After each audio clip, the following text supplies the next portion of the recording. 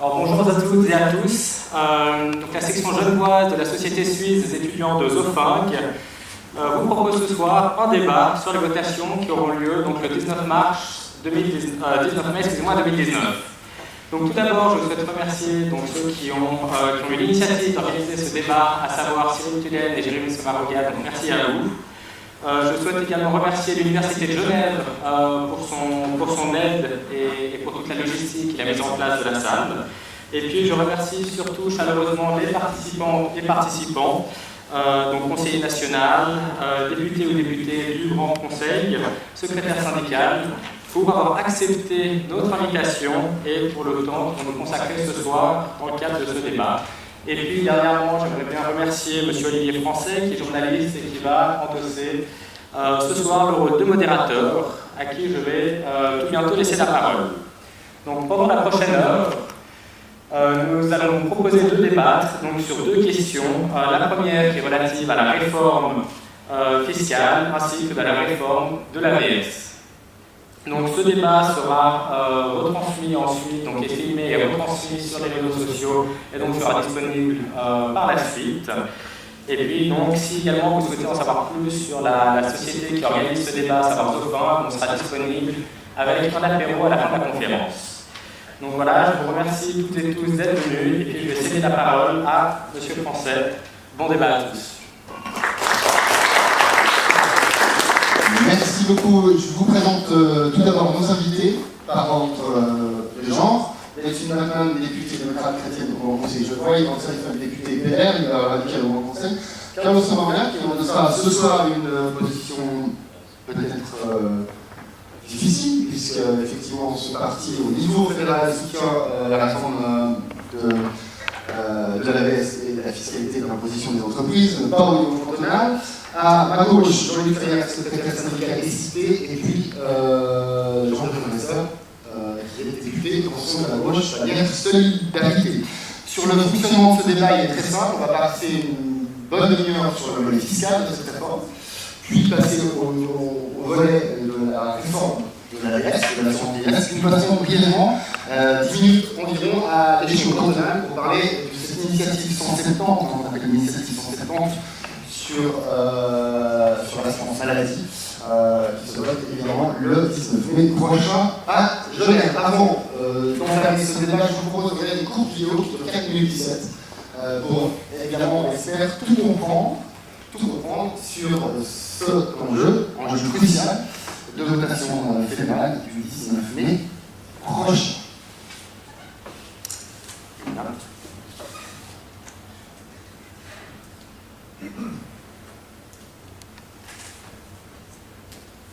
Sur la réforme fiscale et le financement de l'AVS consiste-t-elle?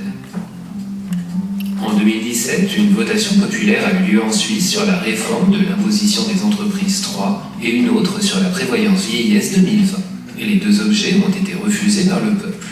Le Conseil fédéral et le Parlement ont élaboré deux propositions de solutions pour les deux domaines en un seul objet. En quoi la votation sur l'imposition des entreprises 3 consistait-elle? Certaines entreprises ont leur siège en Suisse, mais sont principalement actives à l'étranger. Ces dernières paient moins d'impôts que les autres entreprises. Ces allègements fiscaux ne répondent plus aux standards internationaux. L'objectif de l'objet était d'adapter l'imposition des entreprises. En quoi la votation sur la prévoyance vieillesse 2020 consistait-elle? Afin que chacun ait assez d'argent pour vivre à la retraite, il existe la prévoyance vieillesse. L'augmentation des dépenses pour la prévoyance vieillesse est plus importante que celle des revenus. Le financement à long terme de la prévoyance vieillesse n'est donc pas assuré. L'objectif de l'objet était d'assurer la prévoyance vieillesse par le biais d'adaptation. En quoi le nouvel objet consiste-t-il? Si l'objet est accepté, des modifications seront effectuées sur l'imposition des entreprises et le financement de la prévoyance vieillesse. Toutes les entreprises possédant un siège en Suisse seront en principe imposées de la même manière. En contrepartie, de nouveaux allègements fiscaux seront introduits qui seront possibles pour toutes les entreprises possédant un siège en Suisse. Pour la plupart des nouveaux allègements, les cantons pourront décider eux-mêmes si et comment ils seront introduits dans le canton. Un grand nombre de cantons prévoient de réduire les impôts pour les entreprises. Les cantons engrangeront donc moins de recettes. Et c'est pour cette raison que la Confédération soutiendra les cantons avec des fonds supplémentaires. Avec l'objet et les revenus issus des impôts baissent. Et la Confédération estime que ces pertes s'élèveront à 2 milliards par an dans toute la Suisse au cours des prochaines années. Si l'objet est accepté, l'AVS, qui correspond au premier pilier de la prévoyance vieillesse, recevra plus d'argent. D'une part, la Confédération paiera chaque année 800 millions de francs de plus à l'AVS. D'autre part, les cotisations à l'AVS pour les employés et les cotisations à l'AVS pour les employés et les employeurs augmenteront toutes les deux de 0,15%. Et les employés et les employeurs paieront donc une plus grande part du salaire à l'AVS qu'aujourd'hui. Grâce aux cotisations à l'AVS plus élevées, l'AVS obtiendra 1,2 milliard de francs de revenus en plus par an. En tout, l'AVS recevra donc 2 milliards de francs en plus par an. Quels sont les arguments des partisans ? Le succès de la Suisse se fonde sur une place économique forte et une bonne prévoyance vieillesse. Ces adaptations sont donc nécessaires. Et la nouvelle imposition des entreprises est plus juste qu'aujourd'hui, car toutes les entreprises seront imposées selon les mêmes règles. L'AVS a besoin d'argent de toute urgence. L'objet renforce l'AVS et facilite des adaptations supplémentaires. Quels sont les arguments des opposants ? La critique envers la RIE 3 n'a pas été prise au sérieux. Une fois encore, les grandes entreprises en profitent aux frais des contribuables. Avec cet objet, des milliards de francs d'impôts seront perdus. Cet argent ne sera pas disponible pour des tâches comme l'assistance, les soins et la formation. L'objet combine deux thèmes qui n'ont aucun lien entre eux. Il est impossible de donner sa voix pour chaque sujet séparément. Si tu souhaites que la loi fédérale concernant la réforme fiscale et le financement de l'AVS soit acceptée, alors vote oui. Si tu souhaites qu'elle soit refusée, vote non.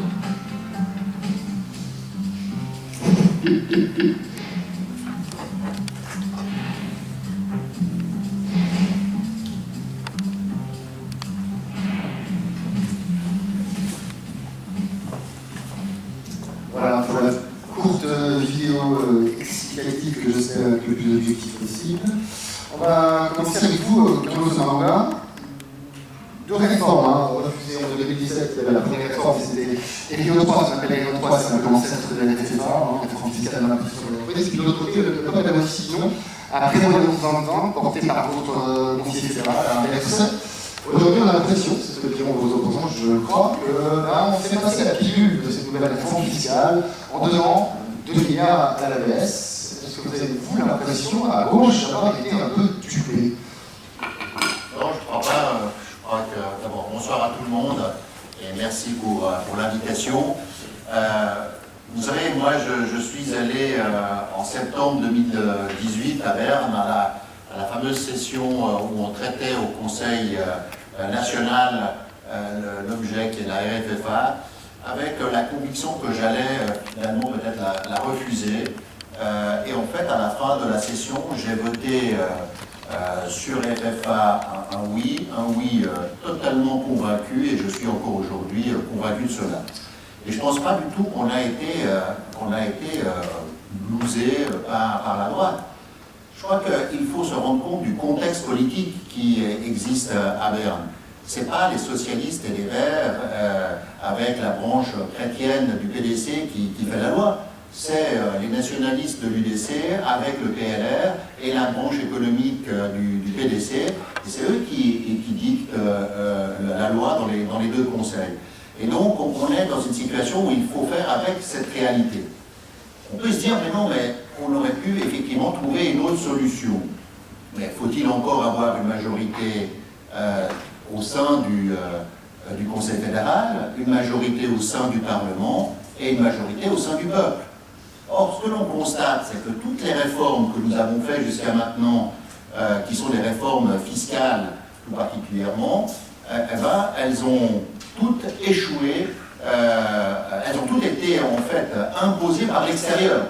Il n'y a jamais eu de majorité politique qui a, par exemple, en Suisse, par le peuple, au Parlement, voulu la suppression du secret bancaire.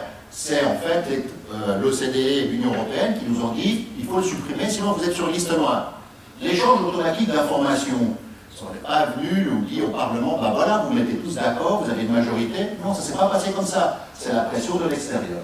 Et donc, on voit bien qu'il n'y a pas les majorités politiques, notamment aussi quand on présente une initiative sur les questions fiscales de manière plus sociale ou progressiste, il n'y a pas de majorité au sein de la population et des cantons. Et donc il faut, à Berne, trouver le juste équilibre. Et l'équilibre qui a été trouvé, à savoir le financement de l'AVS avec la réforme qu'il fallait de toute façon entreprendre sur la question des statuts spéciaux, c'est un bon équilibre. C'est-à-dire, qui aujourd'hui peut critiquer le fait qu'on ait mis 2 milliards par année dans les caisses de l'AVS, alors que chaque année, l'AVS commence à perdre 1 milliard et plus. Depuis 2014, il y a des déficits dans l'AVS. Oui, mais on sait que d'ici 2030, c'est 53 milliards qui vont manquer. Et avec cette réforme, on en parlera tout à l'heure en matière d'AVS, ça permet de réduire de moitié ce déficit structurel qui pèse sur le fonds AVS. Et donc, on peut simplement dire que nous qui, à gauche, avons toujours demandé l'augmentation des cotisations pour financer l'AVS, qui depuis 43 ans, on se bat pour ça, et puis que nous considérons qu'il faut renforcer l'AVS parce que c'est une institution extrêmement redistributive, en fin de compte, je pense que le compromis trouvé était celui qu'on pouvait trouver, et le meilleur qu'on pouvait trouver aussi dans l'intérêt, je vais dire, de la population, des retraités, des futurs retraités que vous êtes tous. Pas encore. Futurs retraités, Jean-Benoît Massor, finalement, on augmente, on supprime les statuts fiscaux, on augmente la position de partage dans l'attaque protective, mais finalement, par rapport à la LR3, ce projet est plus sévère, on trouve 2 milliards pour l'AVS, et vous, aujourd'hui, vous nous dites non. On dit non simplement parce que ce projet est pratiquement la copie conforme de la RIE 3. Il faut être bien clair là-dessus, personne ne peut nier que sur le volet fiscal, la réforme c'est du réchauffé de RIE 3 à quelques petites exceptions près. Alors, Carlos Maurga disait qui... les exceptions, c'est 2 milliards, quand même. Vous trouvez quoi, Non, je dis sur le volet fiscal. Sur le volet fiscal, c'est très très clair. Carlos Maurga disait qui peut critiquer la disparition des statuts fiscaux? Personne. En tout cas, pas moi. Et effectivement, on le sait, ces statuts fiscaux vont disparaître, quel que soit le résultat du vote. Il disait aussi qui peut critiquer le renflouement de l'AVS? Personne. En tout cas, pas moi. Mais ça n'a rien à voir. Ça n'a strictement rien à voir avec la fiscalité des entreprises. Et ça ne peut pas être considéré comme une contrepartie sociale. Une contrepartie sociale, vous comprenez, c'est... Pourquoi on parle de contrepartie sociale? Parce qu'on va faire des cadeaux fiscaux gigantesques aux plus grandes entreprises. Ce sont les plus grandes entreprises qui sont concernées, puisque l'écrasante majorité des PME ne payent pas cet impôt sur le bénéfice qui est concerné là. Donc c'est des cadeaux fiscaux gigantesques. La Confédération, qui a l'habitude de sous-estimer ses pairs, dit 2 milliards. Les études de l'Université de Lausanne disent entre 4 et 5 milliards, je suis raisonnable, je vais conserver le chiffre de 4 milliards. Bien, ces 4 milliards offerts aux plus grandes entreprises, c'est un transfert de richesse en réalité, parce que ces 4 milliards-là, actuellement, ils servent à financer des services publics, ils servent à financer de l'aide sociale, la santé, l'éducation, c'est une forme de redistribution des richesses. Donc c'est un transfert de la poche des salariés au capital. Et on dit, alors il faut une contrepartie. Sauf que cette contrepartie, on l'a vu, elle est financée autant par les salariés que par les employeurs. Il ne s'agit pas d'une contrepartie puisque l'effort est le même. Et surtout, la présentation qu'on a eue tout à l'heure disait la RFFA a essayé de lier les deux votes. Alors c'est quand même extraordinaire, il y a deux sujets. Donc RIE 3 et puis PV 2020 qui était la réforme des retraites. Les deux sont refusés et on dit, on a pensé à quelque chose, on va les fusionner. Comme ça, peut-être que ça passe. Ils oublient de dire quelque chose, c'est-à-dire qu'une des mesures qui était le plus critiquée dans PV 2020, c'est le relèvement d'un an de l'âge de la retraite des femmes. On l'a évincé de RFFA par rapport à PV 2020, parce qu'on considère que les deux sont les projets combinés. Mais ça ne veut pas dire qu'on y échappe. Le Conseil fédéral a déjà annoncé que AVS 21, la prochaine réforme de l'AVS, prévoit une augmentation d'1 an de l'âge de la retraite des femmes. Donc je dis, qu'est-ce qu'on a gagné? Finalement, pratiquement rien. Carlos Maurga a dit c'est équilibré au vu des rapports de force au sein du Parlement, qui sont déséquilibrés, donc c'est un aveu que la réforme en elle-même est déséquilibrée, Et on ne peut pas espérer mieux. On peut espérer mieux, puisqu'on a gagné. En tout cas, celles et ceux qui s'opposaient à la RIE 3 ont gagné sur la RIE 3 en disant « cette réforme est déséquilibrée ». Alors maintenant, il fallait que le Parlement, il fallait que le Conseil fédéral l'entende. Et cette voix-là, on est capable de la porter face à la population. Je reviendrai vers vous. Peut-être une question à vous, les Lapin, sur ce que disait Jean-Paul Ganstar, à savoir que finalement cette réforme, la fiscalité et l'imposition du bénéfice des entreprises ne profite qu'aux entreprises pour faire court aux riches. Qu'est-ce qu'on doit répondre? Ce qui est assez intéressant, c'est que c'est toujours la même chose. Avec cette position, on va dire, de l'extrême gauche, c'est très dogmatique, c'est très facile. C'est-à-dire qu'il y a des riches, on a besoin de financer des mesures sociales, donc on va taxer les riches, puis quand on manque d'argent, on va toujours plus taxer les riches. Il n'y a aucune autre proposition. À un moment donné, il faut se poser la question. Ce n'est pas un cadeau qu'on fait aux entreprises, on va les imposer, ces entreprises vont payer des impôts, et puis à un moment donné, c'est ces entreprises-là qui font la prospérité de la Suisse, qui font en sorte d'avoir des emplois. Alors bon, moi je ne sais pas si on veut transformer Genève la prospère en Genève la galère, en se disant bon ben voilà, on n'est plus suffisamment compétitif. Il y a un risque que ces entreprises partent ailleurs, parce que dans tous les cantons avoisinants, il y a des deals qui ont été trouvés, il y a des réformes qui ont été votées, et aujourd'hui si à Genève nous ne sommes pas capables de faire ce pas-là, alors ça signifie que nous ne serons plus compétitifs par rapport à nos voisins. Il faut arrêter de penser que les entreprises vont rester à Genève parce que le jet d'eau est sympa et que la plage des eaux vives va ouvrir. C'est faux. Les entreprises vont rester à Genève, certes, s'il y a une qualité de vie, mais aussi si la fiscalité elle est attractive. Pour répondre à la question, en quoi ça va profiter à nous tous, à la population, pas seulement aux entreprises? Alors il ne faut pas oublier que c'est 150 000 emplois.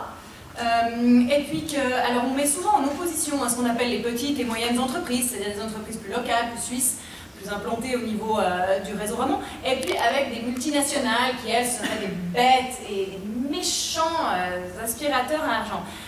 C'est faux, en fait, parce que ces grandes entreprises, non seulement elles créent de l'emploi, elles créent de l'emploi pour toutes ces PME, elles créent une forme de richesse pour la population.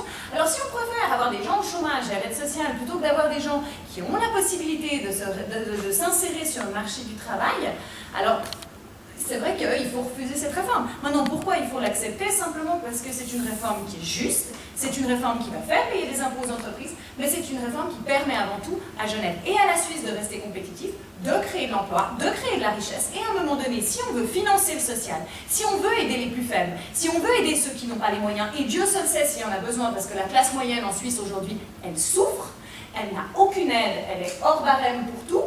Eh bien, si on veut pouvoir aider ces gens-là, il faut qu'on trouve un moyen de garder ces entreprises en Suisse pour avoir simplement les fonds pour le faire. Jean-Luc Carrière, si cette réforme venait à être refusée par le peuple, j'imagine que vous serez content, mais en même temps, et c'est ce que disent vos opposants, on n'aura rien pour la VS, on aura tout recommencé à faire. Évidemment qu'on recommencera, je veux dire, c'est pas parce qu'une solution est mauvaise et qu'elle est refusée qu'on ne va pas en chercher une nouvelle qui soit meilleure. Oui, mais il vaut mieux un projet compromis qui ne satisfait personne qu'aucun projet du tout. D'abord, c'est pas un compromis, il faut bien qu'on se mette d'accord. Le mot compromis, il est très ancré dans la culture suisse, on a l'impression que tout doit passer par des compromis. Mais compromis, il y aurait eu si, sur le volet fiscal, on avait trouvé une meilleure solution fiscale. Or, c'est pas le cas. Entre la RIE 3 qui était refusée, qui annonçait 2,4 milliards de pertes, et la RFFA qui annonce 2,1 milliards de pertes, comme l'a dit Jean-Burgemester, les modifications, c'est à la marge. Donc c'est pas là-dessus qu'on a trouvé un compromis.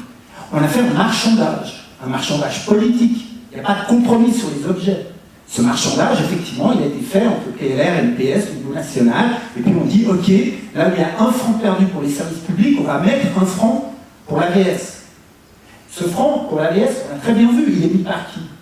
Il est mis par la Confédération, qui perd, et il est mis par les salariés, donc 800 millions pour la Confédération, et 1,2 milliard partagé entre 600 millions pour les salariés, vous et nous, et 600 millions par les entreprises, qui, elles, économisent. Les entreprises suisses, dont le deal fiscal, les économisent 4,5 milliards. Ce n'est pas les chiffres que j'invente moi, syndicalistes, etc. C'est la Confédération qui les donne. Les 2 milliards de pertes, c'est parce qu'il y a 4,5 milliards d'économies pour les entreprises, et donc, comme ça a été dit, surtout les grosses entreprises, parce que les petites, il y a 60% des entreprises qui ne payent pas d'impôts. Elles n'ont pas de diminution. il y a une compensation, les multinationales paieraient effectivement 2,3 milliards de plus. C'est là qu'on arrive au résultat. C'est 4 milliards et demi, Mme Bachmann dit que ce n'est pas des cadeaux. Ils vont partir où? C'est 4 milliards et demi qui ne rentrent pas dans les caisses publiques, c'est des cadeaux. Ça va créer de l'emploi? Non. Ça saurait si on créait de l'emploi. En tant que syndicaliste, on le voit très bien, depuis des années, les entreprises, elles veulent rationaliser, elles diminuent les emplois. Et d'ailleurs, c'est les PME qui créent le plus d'emplois et pas les grosses entreprises. Les multinationales non plus. On a vu, le canton de Vaud a annoncé, il y a 2 ans ou 3 ans déjà, la baisse du taux. L'année passée, en 2017, il y a 1500 destructions d'emplois par des multinationales. Donc les stratégies des multinationales, elles ne sont pas liées uniquement à la question fiscale. On le sait très bien en Suisse, il y a plein d'autres facteurs qui font que la fiscalité, qui font que les entreprises choisissent la Suisse. La fiscalité, là-dedans, elle est pour peu. Donc, ils vont partir où? Ils vont partir dans les salaires? Non. Toutes les conventions collectives, en 2017, en 2018, on n'a pas obtenu d'augmentation de salaire. Donc, ils vont partir dans les dividendes des actionnaires. Une bonne partie à l'étranger. Et les actionnaires, en 2018, ils ont reçu déjà 110 milliards pour partie exonérée d'impôts. Donc voilà, si ça, c'est pas des cadeaux, je ne sais pas ce qu'on a. Donc, sur le plan fiscal, c'est sûr que c'est une réforme qui est régressive, c'est-à-dire qu'on va perdre pour les services publics qui sont censés assurer une redistribution qui corrige un petit peu les inégalités créées par le marché du travail. Et sur ce plan-là, on est dans la régression. Sur le volet dit social de soutien à l'AVS, en fait, on donne 2 milliards, mais on ne résout pas le problème. Et puisque, comme ça a été dit, un projet sera présenté au mois de septembre et on devra voter dessus, on devra forcément faire référendum si de nouveau on propose d'augmenter l'âge de la retraite des femmes à 65 ans pour financer l'AVS. Donc on a vu que c'est vous qui contribuerez à ces 2 milliards. Donc non, c'est un marché de but. Voilà, je vous propose d'aborder le volet AVS dans quelques minutes. Laurent Sullivan, précisément, on a l'impression qu'il y a 2 théories qui s'affrontent aujourd'hui. Il y a d'une part la théorie du ruissellement, c'est-à-dire que quand les entreprises finalement économisent de l'argent, elles investissent l'argent dans l'économie, qui fait l'emploi, etc. C'est une théorie auquel je ne crois pas. Jean-Luc Ferrer, qu'est-ce que vous dites-vous? Oui, c'est très bien que vous abordiez ce point. D'abord, merci à toutes et à tous de nous avoir accueillis pour ce débat. Je suis toujours abasourdi par les arguments de la gauche et de l'extrême gauche qui pensent que lorsque l'on diminue les impôts, il n'y a plus rien qui bouge. Il se passe qu'en fait, lorsque vous baissez une charge dans une entreprise, comme d'ailleurs lorsque l'on baisse une charge pour qui que ce soit dans cette salle, vous avez de l'argent supplémentaire. Quand vous avez de l'argent supplémentaire, vous faites quelque chose avec. Les entreprises, qu'est-ce qu'elles font? Elles ont 3 possibilités. La première, c'est qu'elles engagent du personnel supplémentaire, ou elles augmentent leur personnel. Dans ces conditions-là, leur personnel, ou les gens qui sont engagés, ils gagnent plus d'argent. S'ils gagnent plus d'argent, ils payent plus d'impôts sur le revenu. La deuxième possibilité, c'est qu'ils investissent. Acheter du matériel ou autre chose pour agrandir leur chiffre d'affaires. Dans ces conditions-là, ils vont remplir le carnet de commandes d'autres entreprises qui réaliseront notamment des chiffres d'affaires et des bénéfices supplémentaires qui seront imposés de l'autre côté. Troisième possibilité, c'est celle que déteste l'extrême gauche, c'est qu'ils versent des dividendes à leurs actionnaires. Mais même s'ils versent des dividendes à leurs actionnaires, alors les actionnaires vont voir leur revenu augmenter et donc paieront plus d'impôts sur le revenu. Encore plus avec cette réforme. Pourquoi? Puisqu'il y a un aspect qu'on n'évoque pas, c'est le fait qu'une des contreparties, c'est l'augmentation, vous savez, depuis la deuxième réforme de l'imposition des entreprises, le dividende qu'un actionnaire personne physique reçoit, il n'est pas imposé à 100%. Il est imposé à Genève, par exemple, à 60%. Avec la réforme, on devra l'imposer à 70%. Donc, non seulement si on verse un dividende, l'actionnaire reçoit plus de revenus, mais il sera encore plus imposé qu'avant. Donc, dans tous les cas de figure, il y a effectivement de l'argent qui revient à un moment ou à un autre dans les caisses de l'État. Nier ça, c'est méconnaître la réalité économique. Et je vous donne un exemple pour prouver ce que je dis. Je vais prendre l'exemple des personnes physiques. À Genève, entre 1998 et 2017, on a connu 2 baisses importantes des impôts. En 1998, il y avait l'impôt qui a baissé pour les personnes physiques de 12%, c'est une initiative de l'ex-parti libéral qui a été votée par le peuple. Et en 2009, c'est une baisse de l'imposition de la classe moyenne et l'introduction du bouclier fiscal. Alors, si j'écoute la théorie de la gauche, vous êtes d'accord avec moi, on a donc dû perdre de l'argent, donc les caisses se sont vidées et on a eu moins d'argent. Qu'est-ce qui s'est passé, mesdames et messieurs? Entre 1998 et 2017, les recettes fiscales, elles n'ont pas baissé, elles ont augmenté de 83%. 83% d'augmentation des recettes fiscales, alors qu'on a baissé 2 fois les impôts, la population, dans le même laps de temps, elle a augmenté de 23%. Autrement dit, les recettes fiscales, elles ont augmenté 4 fois plus que l'augmentation de la population, alors qu'on a baissé les impôts. Pourquoi? Parce que lorsque les gens ou les entreprises ont des moyens supplémentaires, ils les utilisent. C'est ce qu'on appelle un effet dynamique. Et puis un dernier point encore pour répondre à M. Ferrière. Dire que cela ne profitera pas aux PME. Ils ont raison de dire qu'effectivement aujourd'hui, à Genève notamment, 60% des entreprises, notamment les PME, ne payent pas d'impôt sur le bénéfice. C'est juste. C'est pas parce qu'elles vont mal. On n'est pas en train de dire qu'il y a 60% des PME qui vont mal. Et c'est un expert comptable de formation qui vous le dit. Moi, lorsque j'ai une entreprise chez moi, qu'à la fin de l'année, elle fait un bénéfice, elle a deux possibilités, cette bénéfice. Le patron de l'entreprise, soit il se verse un salaire plus important, soit il annonce ce bénéfice tel quel et il paye l'impôt sur bénéfice, puis comme actionnaire, lorsqu'il reçoit le dividende, eh bien, il paye encore l'impôt sur le revenu. Vous aurez compris qu'avec cette double imposition économique, l'impôt sur le bénéfice, puis quand je prends le solde comme actionnaire, je suis encore imposé sur le revenu, aujourd'hui, le patron de PME, il a tout intérêt à se verser le salaire. Donc il n'annonce pas de bénéfice. Avec cette réforme fiscale, on va équilibrer les choses, parce que le patron, il ne sera plus dans cette situation-là, il annoncera cette fois-ci des bénéfices, et ça ramènera de l'argent supplémentaire dans les caisses. Ça s'appelle être dynamique en économie et pas être statique. Brièvement, Carlos Sonander, moi, je voulais réagir sur quelques affirmations qui ont été données par Jean-Luc et par Jean. J'aimerais juste dire, si on prenait simplement la réforme de l'AVS seule, parce qu'on nous dit qu'il ne faut pas joindre les deux sujets, cette réforme de l'AVS ne passerait jamais la rampe du Conseil national. Elle ne serait même pas soumise au vote. En d'autres termes, le compromis, qui est le compromis politique, parce que dans un Parlement on fait des compromis politiques, il permet justement ce financement supplémentaire de l'AVS. Et c'est indispensable, parce qu'on n'aurait pas eu. Je rappelle que les syndicats et la gauche se battent depuis 43 ans pour augmenter les cotisations sociales à l'AVS. Et pourquoi? Parce que c'est une machine extrêmement redistributive au niveau de l'AVS. Si vous gagnez simplement 85 000 francs par année, avec la proposition qui est sur la table, vous allez payer 128 francs de cotisation supplémentaire.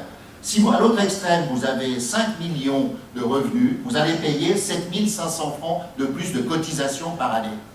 Mais au niveau des prestations de l'AVS, elles sont plafonnées. Il y a une rente maximum de 2 370 francs, qu'on ait gagné des millions pendant sa vie, ou on ait gagné simplement 85 000 ou 90 000 francs par année.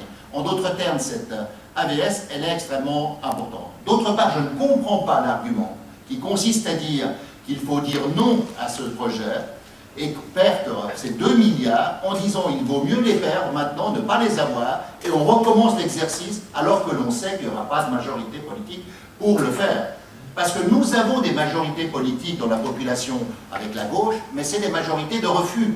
Nous n'avons pas de majorité d'acceptation. C'est ça notre drame. Alors effectivement, on peut essayer de les construire, et je suis le premier à vouloir les construire, ces majorités progressistes.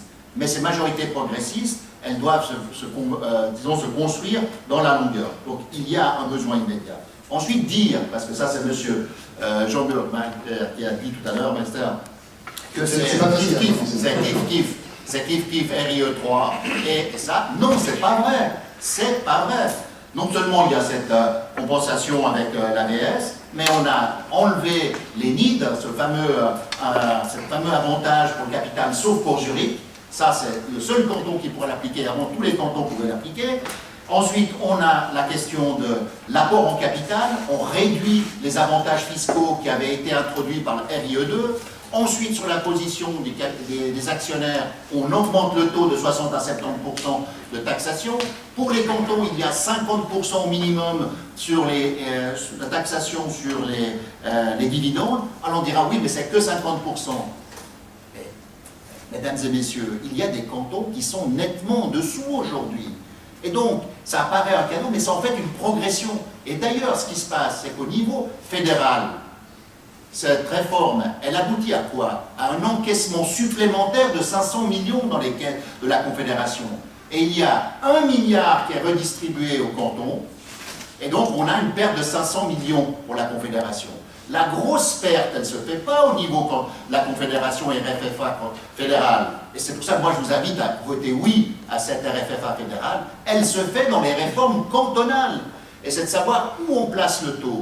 La Confédération, elle ne décide pas quel est le taux d'imposition des bénéfices. Et donc, mettre comme ça un grand discours global, c'est un discours qui est erroné. Aujourd'hui, on peut dire oui au niveau fédéral, et par exemple le PS bernois dit oui à l'impôt fédéral à la FFA fédérale, mais s'est battue dans son canton avec succès sur la question de la réforme cantonale. Et à Bâle, il y a eu une réforme cantonale aussi qui a eu lieu. Elle a été acceptée par 85% ou 75% de la population, et parce qu'il y avait une adaptation qui était faite au niveau des conditions économiques locales. En d'autres termes, vous voyez que l'enjeu essentiel des grandes pertes est au niveau cantonal. Et dernier point que j'aimerais quand même dire, c'est que c'est vrai que moi je me bats aussi dans ma vie politique, et je me bats comme président d'une association qui s'appelle Solidar Suisse contre les multinationales et l'attitude irresponsable des multinationales. Mais cette réforme fédérale, elle aboutit à faire payer plus de 2 milliards de francs aux multinationales. Et j'avoue que j'ai de la peine à comprendre de l'autre côté qu'on nous dise « ben non, ça ne va pas ». Alors c'est vrai qu'au sein de la Suisse, il y a une modification de la taxation qui intervient. Mais comme je vous le dis, la baisse de ces 4 milliards de baisse au niveau national, c'est les batailles cantonales. Et le canton de Vaud a décidé de passer à 13%, c'est le choix du canton de Vaud, mais les batailles, elles doivent se faire au niveau cantonal. Et on ne peut pas reprocher au législateur fédéral ces pertes-là. Jean-Marie Master, on parle de 24 000 multinationales implantées en Suisse qui vont voir leur taux d'imposition remonter, harmoniser avec les PME. C'est une augmentation d'impôts, c'est une progression, non, pour vous? Alors, ça dépend des cantons. Ce que fixe la loi fédérale, effectivement, c'est une harmonisation. Carlos Maroga a raison de dire que la Confédération ne fixe pas le taux d'imposition. Non, la Confédération met simplement en place toute une série de dispositifs qui permettent aux entreprises, aux grandes entreprises, de défiscaliser largement leurs bénéfices. Alors, on parle d'augmentation de l'impôt pour certaines entreprises. Moi, je pense que c'est intéressant de ressortir un chiffre. Par exemple, on met des garde-fous dans cette réforme. C'est ça qui permet à la droite et au PS, alliés de circonstance, de parler d'une réforme raisonnable et équilibrée. Vous l'avez tous entendu, raisonnable et équilibrée, c'est répété en boucle partout. Alors pourquoi c'est raisonnable et équilibré? Bien, par exemple, parce qu'on dit la défiscalisation des bénéfices ne peut pas dépasser 70% du bénéfice. Voilà une mesure parfaitement raisonnable et équilibrée. 70% du bénéfice dans la loi fédérale peut être défiscalisé. On nous a parlé des dividendes. Est-ce que vous pensez normal qu'on augmente le taux d'imposition, qu'on augmente l'imposition des dividendes à 70%? On nous dit ça, on devrait être reconnaissant. 70%, il faut bien comprendre, ce n'est pas 70% du dividende qui est pris sous forme d'impôt. C'est qu'on prend en compte seulement 70% du dividende pour calculer l'impôt. Quand les gens sont... Il n'y a pas si longtemps, on n'imposait pas les dividendes en Suisse. Pardon? Il n'y a pas si longtemps, on n'imposait pas les dividendes en Suisse. Ah bah non, les dividendes sont déjà imposés. C'est vrai qu'on l'augmente, mais c'est quand même extraordinaire. Le salaire, on prend en compte 100% du salaire pour calculer l'impôt. Pour les dividendes, eh bien miraculeusement, ce n'est que 70%. Et ça devrait être la preuve qu'on a une réforme raisonnable et équilibrée. Alors M. Zweifel dit forcément, il dit c'est vrai, on fait des cadeaux gigantesques à coups de milliards aux plus grandes entreprises. Mais il dit forcément, d'une manière ou d'une autre, ça revient dans les caisses publiques. Personne aujourd'hui, personne, à l'heure où la masse, à Genève, vous savez, la fortune des multimilliardaires, la fortune des multimillionnaires croît d'environ 10 milliards par année. C'est juste la croissance de la fortune, ce n'est pas le montant de la fortune.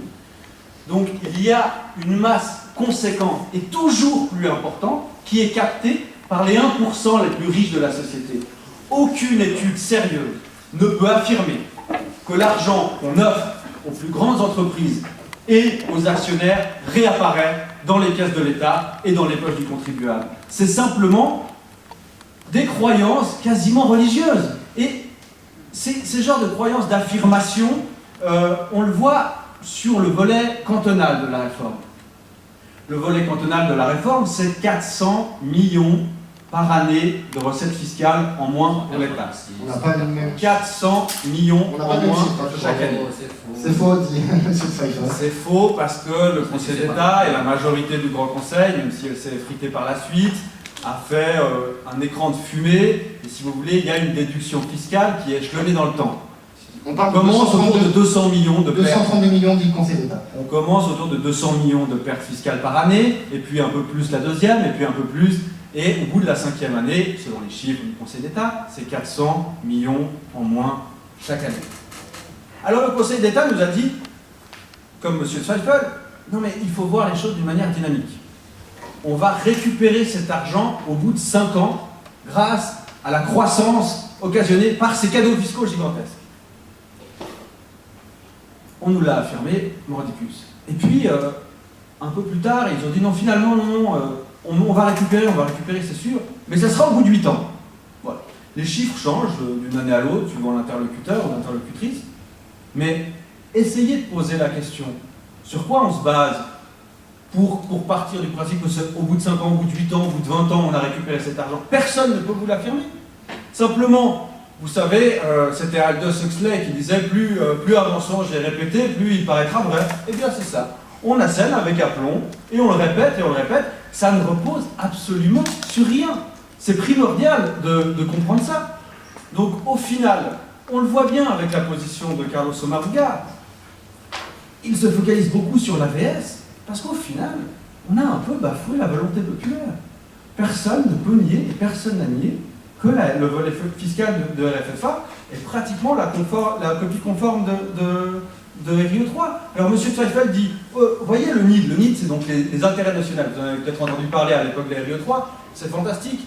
Les intérêts nationaux, en fait, c'est dire les entreprises peuvent déduire de l'impôt un montant qui correspond à ce qu'ils auraient pu, quand ils investissent dans l'entreprise, un montant qui correspond à ce qu'ils auraient pu gagner s'ils l'avaient investi autrement. C'est-à-dire, on déduit de l'impôt un montant qui n'existe pas. Puis on dit ça a été supprimé, sauf à Zurich. Donc ça n'a pas été supprimé, ça existe encore à Zurich. Et pourquoi ça existe juste à Zurich? Eh bien parce que c'est à Zurich que les entreprises vont le plus largement en bénéficier.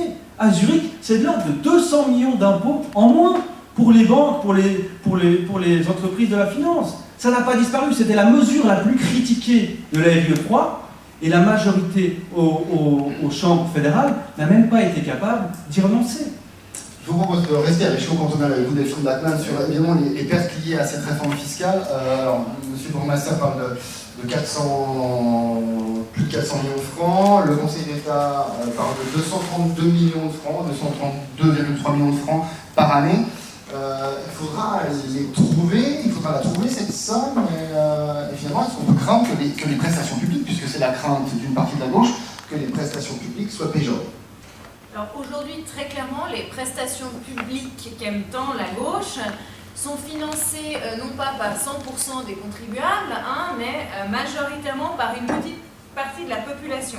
Je ne comprends pas le problème de M. Bürgermeister avec les gens qui gagnent de l'argent. Ça devient une tare, quoi. Si vous n'êtes pas à l'aide sociale, si vous avez scandaleuse idée de gagner un peu d'argent à la fin du mois et qu'il vous reste quelque chose à la fin du mois, c'est un problème.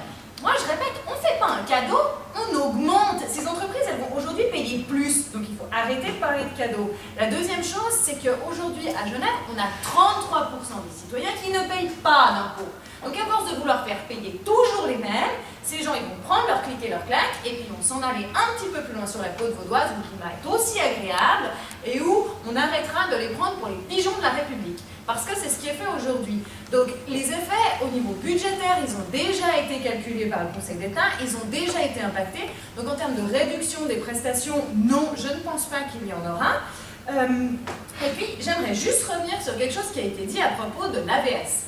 On nous dit « Ah, ça ne va pas, il faut mettre plus d'argent, etc. » Mais enfin, aujourd'hui en Suisse, on a l'espérance de vie la plus longue du monde. On vit jusqu'à 85 ans. Avant, vous touchiez une retraite pendant 2, 3 ans, 5 ans. Aujourd'hui, vous touchez une retraite pendant 20 ans. On ne peut pas se dire qu'on va continuer à cotiser la même chose, mais qu'ensuite on va toucher de l'argent pendant 20 ans. C'est purement et simplement mathématique. Il ne faut pas oublier que cette réforme, elle va augmenter les cotisations sociales. À la fois un peu pour les employés, à la fois un peu pour les employeurs. Mais c'est vrai qu'à titre personnel, je ne vois pas où est le problème si je vais toucher de l'argent pendant une période 4 fois plus longue que je cotise à hauteur de, rappelons-le, 0,015 pour 1000 supplémentaires durant toute ma vie. Donc voilà, et puis à Genève, on n'en a pas parlé, mais au niveau des rétributions et on va dire de la partie sociale de la réforme, on va investir des millions pour les places de crèche. Je rappelle 18 millions, 18 millions. Voilà. Donc, à un moment donné, je rappelle à cette fameuse gauche qui est toujours, oui, battons-nous pour l'égalité homme-femme, etc. Ça, c'est une mesure qui permet de le concrétiser. Parce qu'aujourd'hui, ayant 2 enfants de moins de 3 ans, je peux en témoigner, quand vous voulez retourner travailler après votre congé maternité, des places de crèche, il y en a peu ou il n'y en a pas. Donc vous faites un faux choix. Vous allez travailler, si vous avez un moyen de garde, parce que les femmes gagnant toujours moins que les hommes, ça reste un petit peu compliqué sur la compétitivité entre les deux. Donc à un moment donné, les mesures sociales qui vont avec, que ce soit le financement de places de crèche ou des montants supplémentaires qui vont aider les gens à soulager le paiement de leur prime d'assurance maladie, qui est aujourd'hui la première préoccupation de nos citoyens, ce sont des éléments qu'il faut citer. Il faut arrêter de penser qu'on va faire cadeau, je répète, ce n'est pas un cadeau, ces entreprises vont payer plus d'argent, et en compensation, la classe moyenne et la population genevoise aura droit à des prestations qui vont impacter positivement sa qualité de vie. Je reviens vers vous parce que sur la question originelle, qui était à savoir comment on va combler ces 232 millions de pertes fiscales manquantes à l'État. 400 millions selon Jean-Bruno Mester. Vous m'avez dit, je ne pense pas. Non, que les prestations publiques seront impactées. C'est un peu court comme argumentation. Alors, vous savez, je dis gentiment. Le Conseil d'État a déjà fait ses calculs. Ensuite, il y a une deuxième chose, c'est qu'il y a une rétribution de la Confédération qui va venir compenser en partie ces pertes. Et puis, au vu des budgets relativement généreux que nous avons votés ces dernières années, sans aucun impact positif sur les prestations publiques, parce que je rappelle que c'est pas parce qu'on donne plus d'argent qu'on l'utilise bien ou qu'on l'utilise mieux. Je pense qu'aujourd'hui à Genève, on a un budget suffisamment confortable pour faire tourner notre administration, malgré, on va dire, ces légères pertes, qui vont ensuite s'ameniser et qui, à 5 ans, seront, je répète, neutres. On reste à Genève avec vous, Jean-Luc C'est Ferrière. plus temps maintenant le chiffre, c'est plus 5 ans. On reste à Genève avec vous, Jean-Luc Ferrière, justement sur les mesures compensatoires. Pour faire court, c'est ce qu'on obtient en contrepartie de cette réforme. Il y aura 186 millions de francs de plus destinés au subside d'assurance maladie. C'est l'aide qu'on offre aux gens qui peinent à payer leur assurance maladie. 18 millions, on vient d'en parler, aux crèches. C'est pas suffisant, ça? Mais écoutez, non, c'est pas suffisant. Pour la raison suivante, c'est que, d'abord, pour revenir sur la question des cadeaux, moi j'ai quand même la peine quand on travestit les faits. Parce que on a des valeurs complètement différentes des deux côtés de la table ici. Heureusement. Non, mais heureusement. Moi j'ai rien fait. Mais disons, on ne mettra pas d'accord des gens qui n'ont pas les mêmes valeurs. Nous, on défend une redistribution qui vise à corriger les inégalités. C'est pas ce que fait le PLR. Donc, ok, là-dessus, mais sur les faits quand même. Quand on dit qu'il n'y a pas de cadeau, moi je vous explique quand même les choses et puis vous dites s'il y a des cadeaux ou pas. Aujourd'hui, la situation est la suivante. Les entreprises suisses sont taxées à 24,2%. Les multinationales les chiffres ne sont pas toujours très clairs, mais autour de 11%. On est d'accord ou pas avec ça? Donc, le but du projet, c'est de mettre tout le monde à un même taux, parce que c'est ce que l'OCDE a raison de dire, vous ne pouvez pas imposer les entreprises étrangères plus bas que vos entreprises. Donc on met tout le monde au même taux. Ce taux, il sera de 13,99% pour le taux normal, et en utilisant les niches fiscales, il sera à 13,49%. On parle du canton de Genève. Donc, pour le canton de Genève, pour l'ensemble des cantons suisses, et c'est ça le drame de cette réforme, aujourd'hui, la moyenne des taux dans les cantons, c'est 18%. Les taux annoncés avec la RFFA, c'est 14%. Quand même des cadeaux qui sont faits, n'est-ce pas? Et puis, le taux plancher avec l'utilisation des niches fiscales, il est descendu en dessous de 11%. C'est les cantons qui nous font la pire des concurrences. Parce que même avec le taux plancher de 13,49%, Genève aura le taux le plus élevé de Suisse. Les petits cantons de Suisse centrale... Derrière le Tessin. Je crois même pas. D'accord, on vérifiera. Mais les petits cantons de Suisse centrale qui jouent à l'échelle de la Suisse le même rôle des cantons qui n'ont pas d'université, qui n'ont pas d'hôpitaux universitaires, qui n'ont pas de HES, comme Nidval, Dobval, etc., ils descendent à des taux de 9,15%, 9,36% à le taux plancher avec l'utilisation des niches fiscales. C'est les taux que pratiquent des pays comme le Monténégro, comme la Bulgarie. Vous voulez aller étudier en Bulgarie ou au Monténégro? Vous voulez avoir les conditions cadres pour l'économie de la Bulgarie ou du Monténégro? On ne peut pas faire des conditions cadres intéressantes pour l'économie avec des taux d'imposition si bas. Et donc, effectivement, la baisse d'impôts, elle sera après 5 ans et après une mesure comme ça dégressive, on passera de 186 millions à 400 millions de pertes, et ça, c'est pas nié. Après 5 ans, c'est 400 millions de pertes. Moi, l'effet dynamique dont parle M. Zweifeld, j'en doute, parce qu'aujourd'hui, les entreprises, elles payent autour de 1,5 milliard d'impôts. En baissant d'à peu près 400 millions, on va se retrouver à 1,1 milliard. Vous voyez, c'est à peu près 40% de baisse. Comment en 5 ans, même en 8 ans, on va récupérer 40%? Il faut une croissance de entre 5 et 8% de l'économie par année. Mais quel économiste fondé peut oser dire que pendant 5 à 8 ans, on va faire 8 à 5% pour récupérer ces 40% de pertes? Très franchement, aucun, à mon avis. On est content quand on a déjà une progression du PIB de 2 à 3%. Donc oui, des pertes il y aura. Et puis pour répondre, donc des pertes et des cadeaux aux grosses entreprises et donc aux actionnaires, on l'a vu tout à l'heure, qui ne ruisselleront pas. Et alors pour répondre à votre question, évidemment que nous on se bat pour l'AVS depuis toujours. Évidemment qu'on se bat pour une meilleure prise en charge. On sait que les primes d'assurance maladie aujourd'hui péjorent énormément le revenu, surtout des bas salaires, puisqu'elles ne sont pas progressives, contrairement à d'autres assurances sociales. Donc, sauf que, de nouveau, dans le deal qui a été fait, on brade une compensation dite sociale. On a signé avec les camarades de la gauche, les syndicats ont déposé une initiative pour demander le plafonnement des primes d'assurance à 10% du revenu. Ça, c'est réellement social, parce que ça tient compte de la capacité de gain des personnes.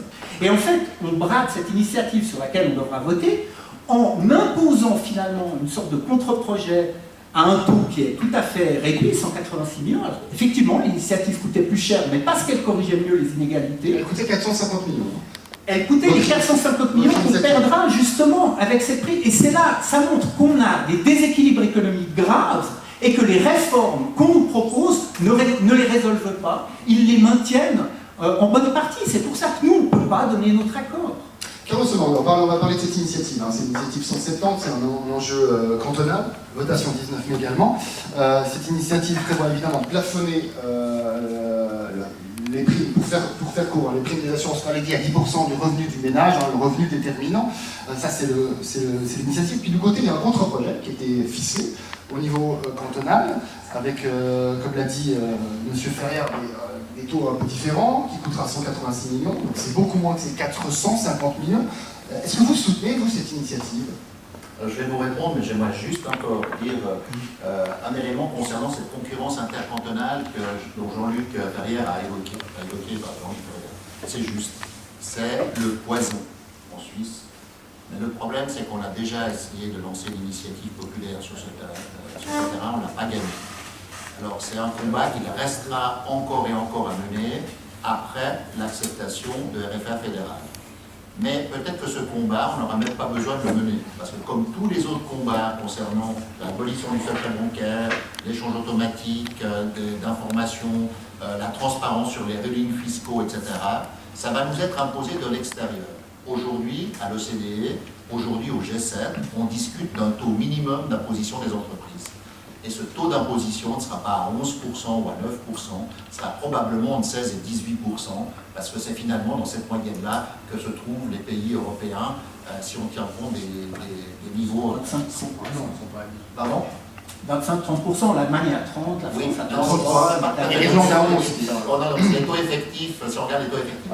Et ce qui veut dire qu'on aura un taux à 18%, et ensuite, si la Suisse ne remonte pas ses taux, ben, le risque il est qu'elle retrouve sur les listes noires. C'est vrai que ce n'est pas programmateur, ça je le concède, c'est un débat, mais on l'a eu pour le secret bancaire, ça a duré longtemps, malgré l'engagement de Jean Sidler, c'est finalement l'OCDE qui est venu nous dire qu'il fallait l'abolir, et c'est la majorité bourgeoise qui l'a aboli au Parlement fédéral. Donc c'est intéressant. Voilà. Maintenant, sur la question... sur l'initiative. Mais je veux juste dire qu'encore RFFA, ce n'est pas la concurrence fiscale. Elle ne touche pas la concurrence fiscale. Alors c'est vrai qu'on pourrait imaginer que la RFFA ait mis un taux plancher. Le problème, c'est qu'il n'y avait pas de majorité, il n'y a pas de majorité pour le faire. Et donc, savoir que ce n'est pas RFFA fédéral qui dit quel est le taux qui doit être fixé dans les cantons à Nidwald, de Bâle, Lucerne ou Genève. Maintenant, sur la question de l'AVS, pardon, de l'assurance maladie et de 10%. C'est clair que le Parti socialiste suisse et le Parti socialiste cantonal se battent pour le soutien de cette initiative, et l'initiative pour 10%. On a une initiative qui est en cours au niveau fédéral pour qu'on ne paye pas plus de 10%. C'est vrai que ça fait une charge extrêmement importante ici à Genève, mais ça tient à la structure des salaires. Il y a des salaires qui sont très bas chez nous. Il faut en prendre conscience. Et donc là, il y a aussi une responsabilité qui est une responsabilité, non pas de l'État, mais une responsabilité du privé. On parle beaucoup du côté du privé de la responsabilité. Assumons cette responsabilité pour que les salaires puissent permettre de vivre dignement et payer également les assurances maladie. Donc, aujourd'hui, s'il y a 186 millions avec le contre-projet base, de mon point de vue, ce n'est qu'une étape. Il faudra continuer la bataille pour que les cotisations AVS, les cotisations de la caisse maladie ne dépassent pas le 10%. Il y a vraiment, avec les loyers très élevés à Genève et les primes d'assurance maladie, une paupérisation de la population qui, au final, ne paye pas d'impôts parce que les revenus sont trop bas et que finalement les charges sont aussi trop lourdes. Et très concrètement, vous soutenez, vous, l'initiative 170 ? Moi, je soutiens. D'ailleurs, moi, j'aimerais juste dire, le Parti socialiste genevois a été divisé sur l'objet fiscal avec des votes contradictoires. Moi-même, j'avais proposé une abstention parce que je pensais que dans le cadre de cette situation, il valait mieux ne pas se déchirer et exprimer des positions qui pouvaient être des positions individuelles.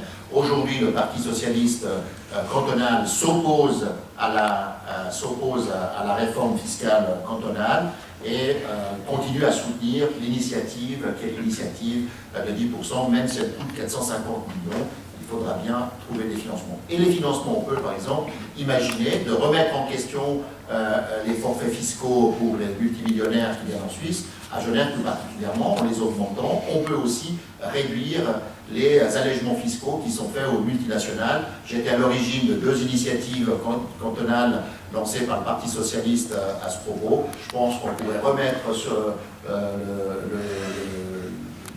le métier sur l'ouvrage, métier sur l'ouvrage, l'ouvrage sur le métier, et puis faire en sorte qu'on trouve un financement adéquat. Ça, pas parce que moi, comme socialiste, je veux des prestations, mais parce qu'il y a des gens, au bout du compte, qui ont besoin d'argent pour vivre de manière digne et correcte. Yvan Zweifel, une question pour vous. Si RFFA devait être accepté, est-ce que c'est vrai de dire que les retraités, nos retraités, ne toucheront pas un franc de plus? La réponse est... Au niveau national, vous dites si on met plus d'argent dans l'AVS, par définition, il devrait toucher plus. Ça paraît juste logique, non? Non, c'est faux. Non, on ne peut pas laisser dire des choses pareilles. Les assurés ne toucheront pas un franc de plus avec RFFA. N'hésitez pas à me laisser répondre, M. Burgermeister. D'abord, juste sur les retraités. Après, je réponds à un certain nombre d'autres questions. Je rappelle que la retraite, elle n'est pas faite seulement d'AVS, elle est faite de 3 piliers. Le premier pilier, c'est l'AVS, qui est solidaire, c'est ceux qui travaillent aujourd'hui, qui versent de l'argent pour ceux qui sont à la retraite aujourd'hui. C'est clair que celui qui est à la retraite aujourd'hui, il a sa rente, la rente, elle ne bougera pas, ça c'est juste. Mais par définition, si aujourd'hui on met plus d'argent dans l'AVS, c'est les futurs retraités, ceux que nous sommes tous dans cette salle, qui eux verront au moins la rente de leur premier pilier être plus ou moins assuré. Après, vous avez le deuxième pilier, c'est la prévoyance professionnelle, vous le connaissez aussi. Et enfin, le troisième pilier, la prévoyance individuelle, c'est le tout qui permet de savoir comment sera votre retraite. Ici, avec ces 2 milliards de plus dans l'AVS, il s'agit effectivement de renforcer cette assurance sociale, solidaire, comme l'a évoqué à juste titre Carlos Omaruga, et de s'assurer que nous tous ici dans cette salle, on puisse avoir le minimum ou maximum, en tout cas ce qui est prévu comme rente AVS. Évidemment que comme pour le deuxième pilier, ça ne change rien pour ceux qui sont à la retraite. Permettez-moi de répondre à un certain nombre d'autres éléments qui ont été amenés dans ce débat, puisque beaucoup d'autres choses ont été dites. D'abord dire que, contrairement à ce que dit M. Ferrière, on partage les mêmes valeurs. L'idée que des gens payent des impôts et que cela soit redistribué, c'est-à-dire que l'État ait des prestations supplémentaires, des moyens pour faire des prestations à sa population, notamment aux plus précarisés, je crois que tout le monde ici le partage. La différence fondamentale, c'est que nous, on peut juste s'assurer qu'on a d'abord l'argent pour redistribuer quelque chose. Le deuxième point que je voulais évoquer, il concerne la concurrence intercantonale. Et je parle juste de Genève. Avec un taux à 13,99% que je propose à Genève, il y a 6 cantons qui auront un taux plus élevé que Genève, tous les autres cantons auront un taux plus bas que celui de Genève. Si maintenant vous prenez le taux plancher, le fameux taux au-dessous duquel on ne peut pas descendre lorsque l'on profite des autres outils fiscaux qui sont évoqués, parce que M. Burgermeister a évoqué 70%, c'est juste au niveau fédéral, c'est le minimum qui doit être imposé. À Genève, ce sera 9%, c'est-à-dire que le taux plancher, en dessous duquel vous ne pourrez pas descendre, c'est 13,48%. Avec ce taux-là, il y a un seul et unique canton qui aura un taux plus élevé, un taux plancher plus élevé que Genève, c'est le Tessin. Tous les autres cantons, les 24 autres cantons de Suisse, auront un taux plus bas. Dire qu'à Genève, on fait du dumping fiscal, c'est quand même ne pas connaître la réalité. M. Ferrière évoquait les taux que l'on pourrait atteindre dans certains cantons et les compare avec le Monténégro et la Bulgarie. Alors, je pense qu'effectivement, si une entreprise, par hypothèse, serait maintenant imposée à 24,2% à Genève alors qu'elle était à 11,6% avant, on ne va pas tout d'un coup déménager au Monténégro et en Bulgarie parce que, indépendamment du taux, il y a d'autres facteurs, la qualité du personnel sur place, les infrastructures qui existent en termes de mobilité, en termes de santé, en termes de sécurité, et ça évidemment ça compte aussi pour les entreprises. Mais elle n'a pas besoin d'aller au Monténégro et en Bulgarie, depuis Genève elle n'aura qu'à traverser la Versoix et de l'autre côté dans le canton de Vaud, puisque le canton de Vaud il a déjà voté sa réforme cantonale, c'est 13,79%, et pas au 1er janvier 2020, c'est déjà valable depuis le 1er janvier 2019. M. Somaruga l'a dit, à Bâle, c'est déjà voté, c'est 13% avec un taux plancher à 11%. Dans le canton de Fribourg, c'est 13,72%. C'est voté aussi. Le Valais, bon, comme d'habitude, ils font un truc bizarre, mais ce sera aussi un taux un peu en dessous. Donc la réalité, c'est qu'il n'y a pas de dumping de ce côté-là. Et puis si on veut comparer la Suisse au niveau international, alors faisons-le, mais faisons-le avec des pays qui sont comparables.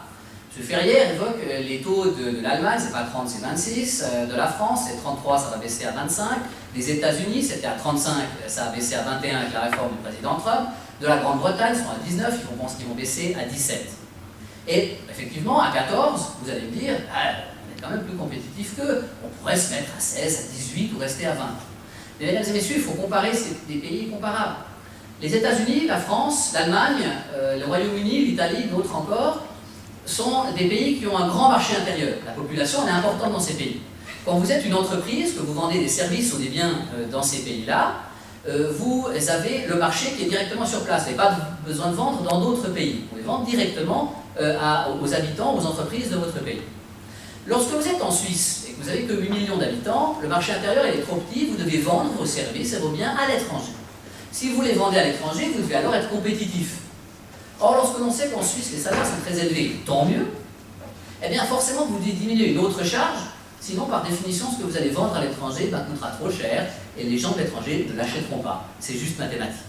Donc, comparer la Suisse avec ces pays-là est une idiotie, il faut la comparer avec des pays comparables. Comparons alors avec des pays, non pas le Monténégro et la Bulgarie, mais l'Irlande, à 12,5. Je ne crois pas que l'Irlande soit un pays où les gens sont maltraités, où les paysages sont moches, ou que sais-je encore, il paraît même que la bière est bonne.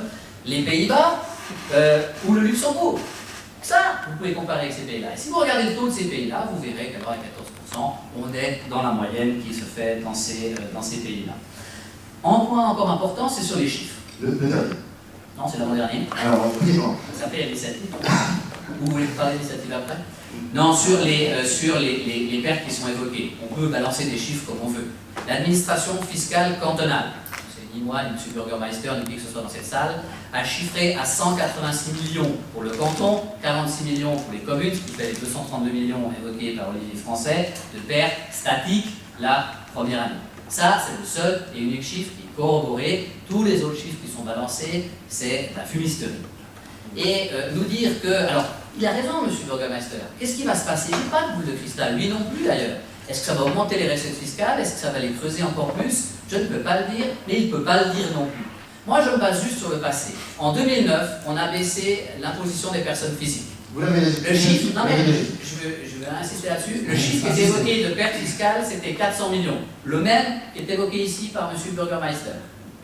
Qu'est-ce qui s'est passé réellement? Ça, c'était le chiffre qu'on évoquait au moment de la votation. Qu'est-ce qui s'est passé en 2010, lorsqu'on a vu les comptes? La perte, il y a eu une perte, c'est juste, elle était de 150 millions, pas du tout de 400 millions. Et l'année suivante, en 2011, on avait déjà retrouvé le niveau de recettes fiscales des personnes physiques de 2009, c'est-à-dire avant le vote. Ça, c'est la réalité comptable, statistique, chiffrée. Vous pouvez la retrouver dans les comptes de l'État. C'est pas une boule de cristal, c'est pas l'avenir, c'est le passé, c'est juste la réalité. Enfin, juste un dernier point, et après je passe à l'initiative si vous êtes d'accord. On évoque les pertes potentielles de 186 millions. On peut regarder aussi ce que l'on perdrait si ces entreprises partent. De nouveau, je n'ai pas de boule de cristal, je ne vous dis pas qu'elles vont partir, mais c'est un risque qu'il faut prendre en compte. Ces entreprises à statut, elles sont 1500 à Genève. Il y a 33 000 sociétés à Genève, personnes morales. Il y en a 1500 qui sont des sociétés à statut. Ces 1500 sociétés à statut, elles payent 482 millions d'impôts sur le bénéfice et le capital. Et leurs 22 000 employés, donc les 22 000 employés qui travaillent pour ces 1500 sociétés à statut, payent 600 millions d'impôts sur le revenu pour les salaires qu'ils ont. Ça fait 1,1 milliard, et je ne vous parle pas de toutes les sociétés qui offrent des services à ces entreprises-là. Si elles partent, et pas loin, hein, juste de l'autre côté de l'aversoir, c'est 1,1 milliard de pertes. Alors moi, je veux bien jouer au casino avec 186, 400 millions, donnez le chiffre que vous voulez, mais vous voulez jouer au casino avec 1,1 milliard, ça me paraît ça complètement déraisonnable.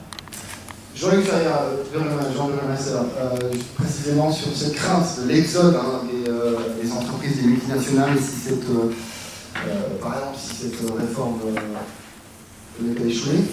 Ouais. C'est ce que Brandy, nos adversaires de droite, depuis une dizaine d'années. Qu'est-ce que vous leur répondez? C'est ce que brandissent systématiquement les adversaires de droite, mais Yvonne Seifel, elle mérite d'être honnête. Personne n'a de bulle de cristal et personne ne peut dire à quel taux combien d'entreprises partent. Parce qu'il y a quelques années, c'était à 13,49, au-dessus de 13,49, tout le monde part. On a progressé un peu, on a gagné une votation, la LE3 entre-temps, maintenant c'est 13,99. Au-dessus, tout le monde part. Bon, si on continue à gagner, on arrivera gentiment à 16, qui est un taux fiscal, disons qui est fiscalement neutre pour l'État, 16%, et puis qui est extraordinairement compétitif à l'échelle internationale. Bien. Alors, moi, je suis d'accord avec M. Seifel, écartons les boules de cristal et parlons des faits. C'est aussi vrai pour les pertes fiscales. Soit. Effectivement, on parle toujours de tendance dynamique. Tendance dynamique, ça veut dire on ne sait pas ce qui va arriver, mais peut-être qu'on va récupérer cet argent. Ne parlons pas de ce qu'on ne sait pas. Parlons de pertes fiscales telles qu'elles sont calculées sur les chiffres qu'on a à disposition. Le Conseil d'État est très clair. La 5e année, c'est plus de 400 millions par année en moins dans les caisses de l'État. 400 millions en moins par année. Comment est-ce qu'on peut affirmer, comme l'a dit Delphine Bachmann, qu'il n'y aura pas de réduction des prestations publiques avec des tels trous dans les caisses? C'est simplement intenable. Intenable. Pour revenir sur les entreprises à statut spéciaux, on parle beaucoup de l'emploi qu'elles créent. C'est vrai. Le plus grand employeur du canton de Genève, c'est l'État. C'est l'État le plus grand employeur. Réduire la voilure de l'État, c'est réduire les emplois. C'est pas seulement réduire les prestations à la population, qui sont extrêmement importantes. C'est pas seulement accentuer les inégalités sociales, puisque l'impôt et ses prestations servent à redistribuer un peu d'argent, c'est aussi réduire l'emploi. C'est aussi évidemment dégrader vos conditions d'études futures. Et j'en passe. À ce titre-là, puisqu'on a parlé aussi très brièvement des égalités hommes-femmes, je dirais aussi que le recul des services publics, eh bien, c'est généralement une très mauvaise nouvelle pour les femmes, puisque c'est souvent elles, malheureusement, qui sont appelées à compenser, parce que la répartition des tâches est encore largement inégalitaire, c'est souvent elles qui sont appelées à compenser les reculs des prestations publiques. Et puis, bien souvent, les femmes sont très représentées dans plusieurs secteurs des services publics. Revenir encore sur quelque chose qui a été dit. Delphine Bachmann dit que j'ai une dent contre les riches. Non, tout simplement que tout le monde doit contribuer à la hauteur de ses moyens, à l'effort collectif pour faire fonctionner une société. Elle dit il y a un nombre de plus en plus réduit de personnes qui payent l'impôt, ou un nombre de plus en plus important qui ne payent pas. Mais c'est dramatique. C'est pas parce qu'on leur fait cadeau, c'est parce qu'il y a de plus en plus de gens dans ce canton qui n'ont plus les moyens de payer de l'impôt. Ça ne nous dit qu'une seule chose, ça. Ça nous dit que les inégalités sociales explosent. RFFA va encore accentuer cette tendance-là. Mais heureusement, le Conseil d'État a déjà pris les devants et a prévu de faire payer plus aux plus pauvres. Parce qu'en réalité, cette réforme est anticipée depuis plusieurs années. Et c'est pour ça qu'on a des politiques de compression des charges année après année, des économies dans à peu près tous les services. Et puis le Conseil d'État, parallèlement à ces cadeaux fiscaux pour les plus grandes entreprises, bien qu'il prévoit dans les prochaines années la multiplication par 4 de la taxe personnelle. La taxe personnelle, c'est le montant minimum de l'impôt. La multiplier par 4, c'est impacter massivement les personnes les plus fragiles, les plus précaires du canton. C'est à la population de payer pour les gros actionnaires, pour les plus grandes entreprises. C'est pour ça qu'on dit qu'il y a un transfert de richesse. Et M. Zweifel a parlé de l'exemple vaudois, parlons-en. Les caisses sont vides. Quelle est la solution? Eh bien, plusieurs communes, dans certaines communes, oui, il y a des déficits importants, plusieurs communes prévoient un élèvement de l'impôt sur les personnes physiques. Les personnes physiques, c'est des personnes, quoi, des gens. Si on dit personne morale pour les entreprises, personne n'y comprend rien en général. Une augmentation de l'impôt sur la population. C'est donc bien clair que la population doit financer les cadeaux aux actionnaires. Bien. Il faut quand même parler de l'AVS, parce que j'ai l'impression qu'on est un peu en train de... Normalement, ça devait être un sujet à part, j'ai l'impression que ça devient...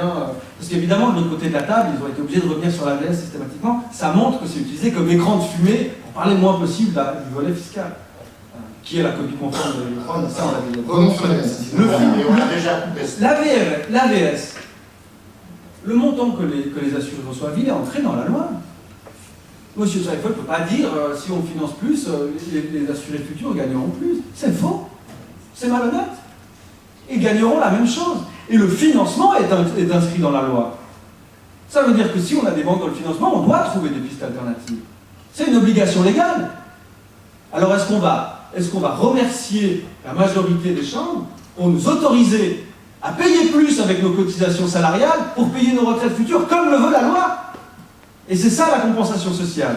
Et je le répète, ce n'est pas 1 franc de plus dans les poches des assurés. Alors maintenant, si j'ai bien compris, on est déjà en train de passer au subside.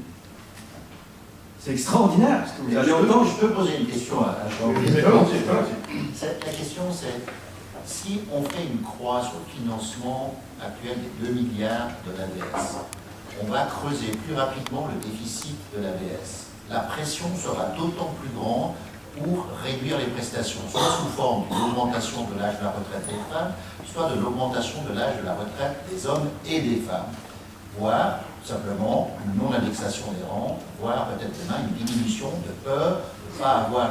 Quelle est la solution aujourd'hui que vous, votre parti, propose et qui a une majorité dans la population pour faire un financement alternatif? Ouais, question.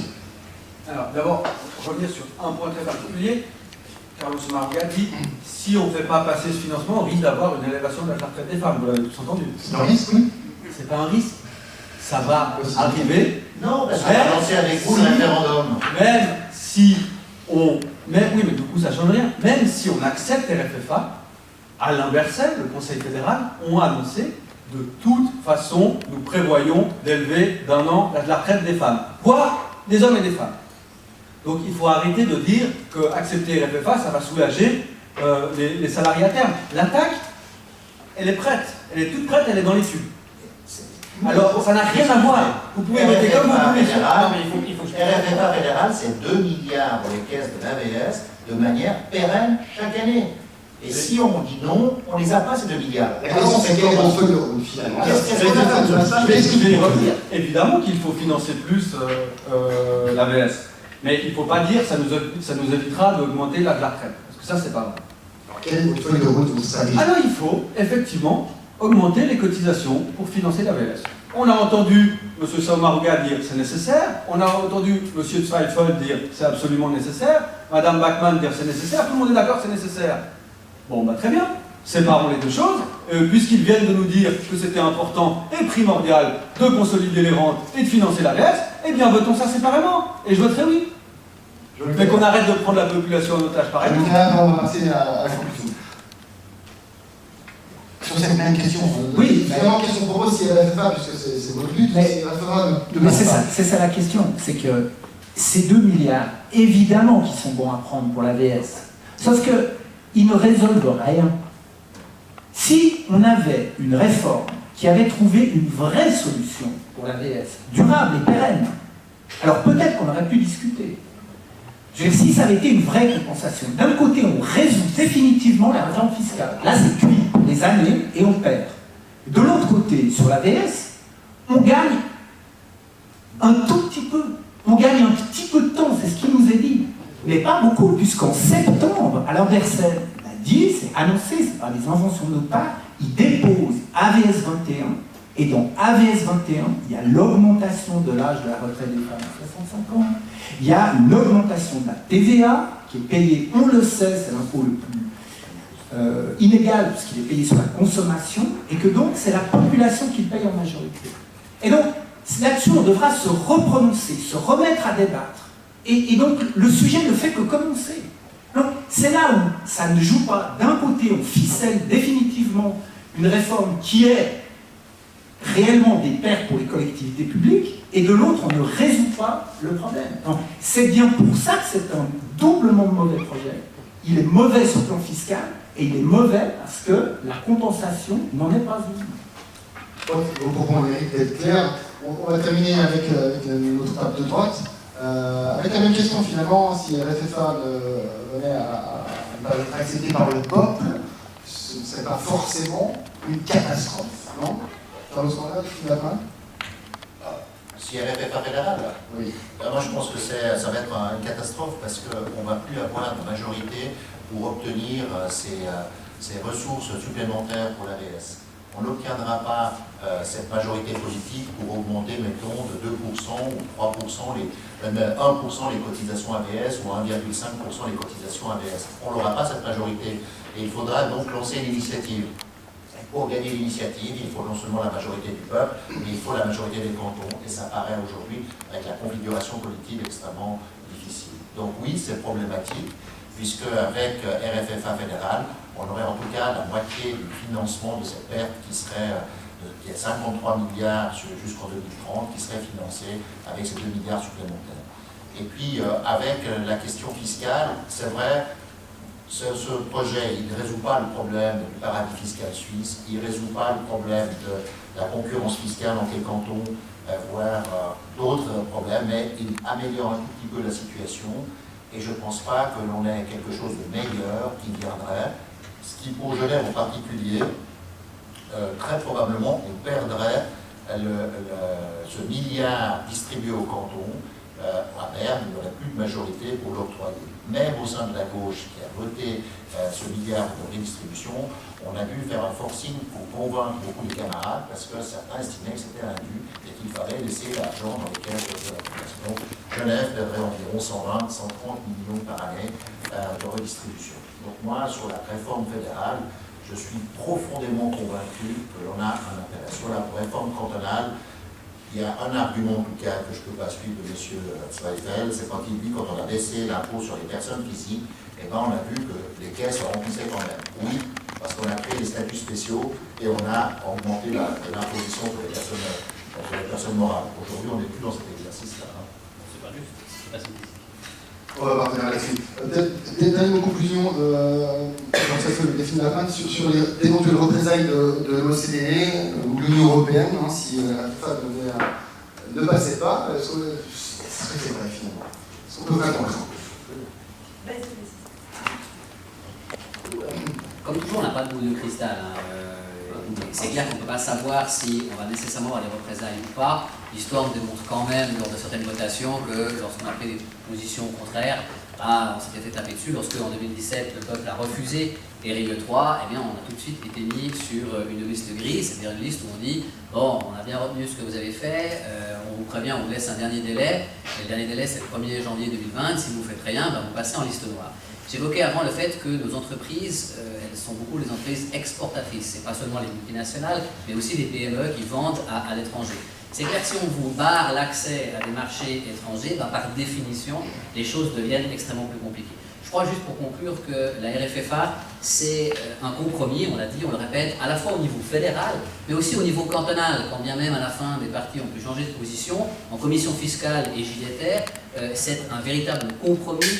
Le taux à 13,99%, le PLR, s'il devait décider tout seul le taux, il serait beaucoup plus bas. S'il est à 13,99 et qu'il y a d'autres éléments qui sont dans cette réforme, c'est bien parce que chacun a fait un pas dans la direction de l'autre. Or, le compromis, c'est l'essence même de la politique suisse. Donc, au niveau fédéral et au niveau cantonal, je crois vraiment qu'on touche ici à à l'écoute même de ce que voulait la population. En 2017, le peuple a dit non à RIE3 parce que peut-être effectivement la réforme allait trop loin. On s'est mis autour de la table, les partis raisonnables et responsables, que ce soit au niveau fédéral ou au niveau cantonal, et on a trouvé ce compromis. C'est un compromis qui est en faveur de l'emploi, pour préserver ici des emplois. C'est 22 000 emplois directs, 39 000 emplois directs indirects à Genève, ça veut dire 60 000 emplois, un emploi sur 4 dans le canton est concerné par cette réforme. C'est garder notre attractivité ici, garder des recettes fiscales pour offrir des prestations de qualité à la population, et c'est une réforme sociale avec l'AVS au niveau fédéral et avec les subsides d'assurance au niveau cantonal. Je termine juste en disant que David Hilaire, on ne va pas taxer d'être PLR, ancien conseiller d'État vert, avait dit rater cette réforme, ce serait une connerie. Vous savez que Michel Audiard disait que les conneries c'est comme les impôts, on finit toujours par les payer.